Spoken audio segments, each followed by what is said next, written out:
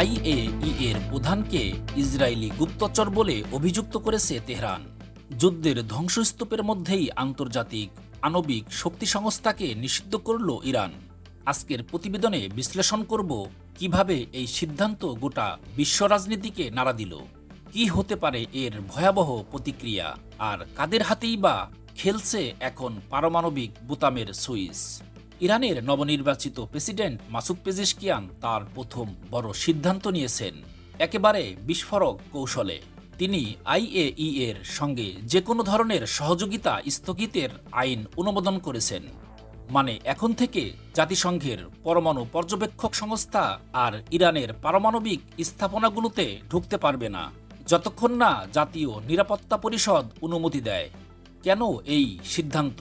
এর পিছনে আছে 12 দিনের এক রক্তক্ষয়ী যুদ্ধ, যেখানে ইসরায়েল ও যুক্তরাষ্ট্র একযোগে ইরানের ফোর্দো, ইস্পাহান ও নাতানস পারমাণবিক স্থাপনায় হামলা চালায়।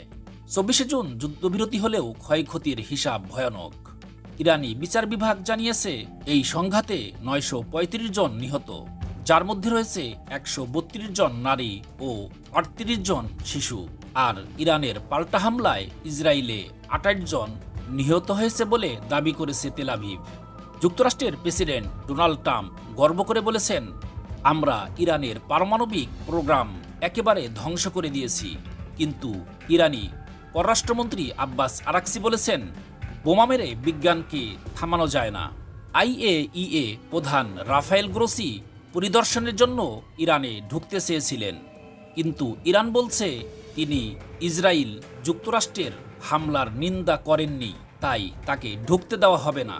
আর ইরানের কট্টরপন্থী পত্রিকা কায়হান্ত এক ধাপ এগিয়ে বলছে, গ্রোসি একজন ইসরায়েলি গুপ্তচর, তার মৃত্যুদণ্ড হওয়া উচিত।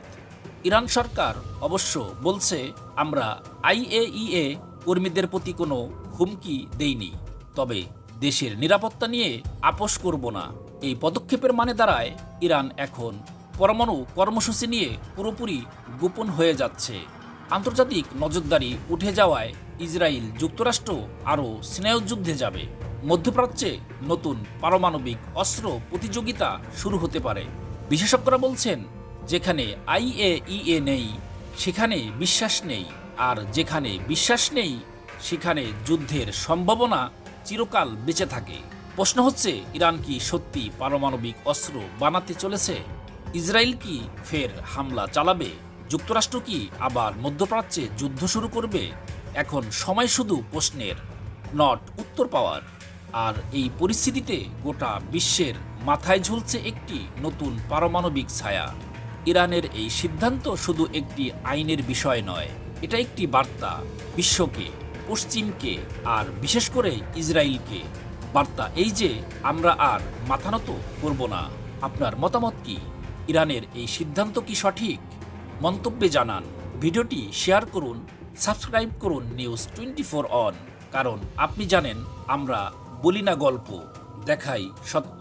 আপনি দেখছেন নিউজ 24 অন, বিশ্ব রাজনীতির ভিতরের খবর আপনার হাতে।